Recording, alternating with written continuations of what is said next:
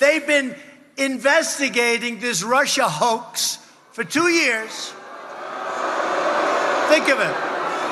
They've interviewed over 200 people. They've studied hundreds of thousands of documents and pages. And Richard just announced that they found no collusion between Donald Trump and Russia. Collusion.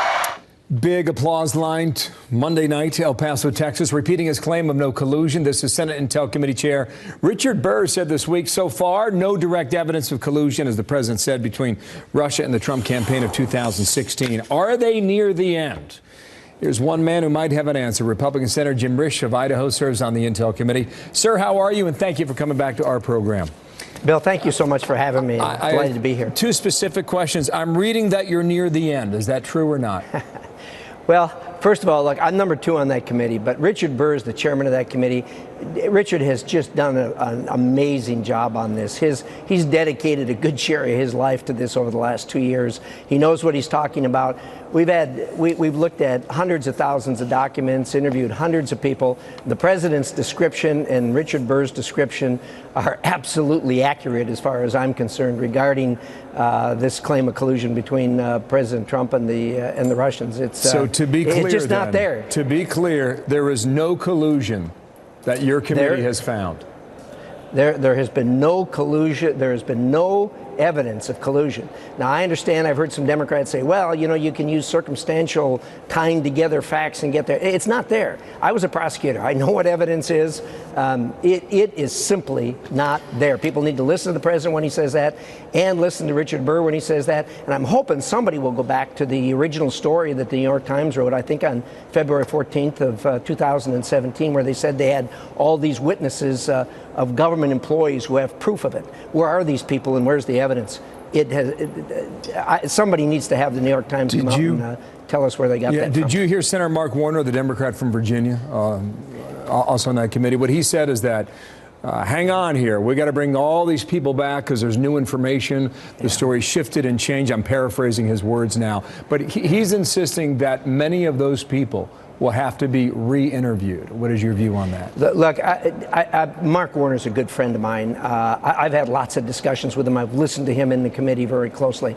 And he is one of those people that is just bound and determined to get to that point where he desperately wants this evidence. And sometimes when you want something too much, you start fantasizing as to how to get there. And look, this has been exhaustive.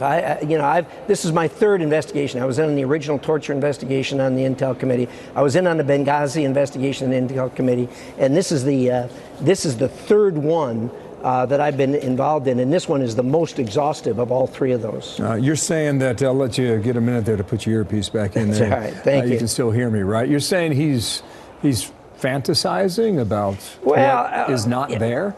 He wants this. He really wants to get there. And when you talk about going back and redoing all this stuff, there's been hundreds of thousands of documents looked at. There's been hundreds of people interviewed and deposed and everything else, and it's not there. I mean, how long can this go on? It's got to come to an end. What do you think is at the root of this? Is it... well, it's politics. I understand that, but is it their view toward the president, or was this a seed that was planted now 3 years ago that they cannot seem to let go of?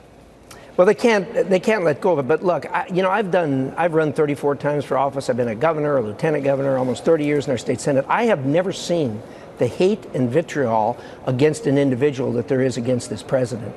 And it's really unfortunate.